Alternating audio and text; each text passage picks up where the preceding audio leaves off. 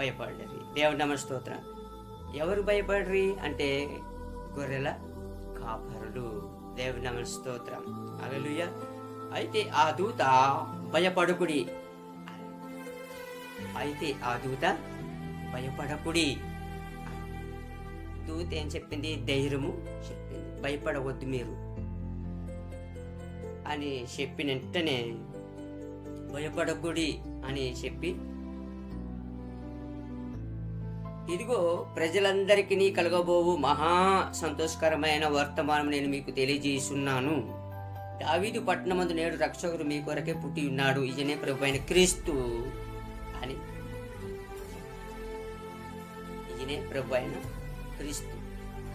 దావీదు పట్టణమందు నేడే రక్షకుడు పుట్టి ఉన్నాడు, ఈయనే ప్రభు అయిన క్రీస్తు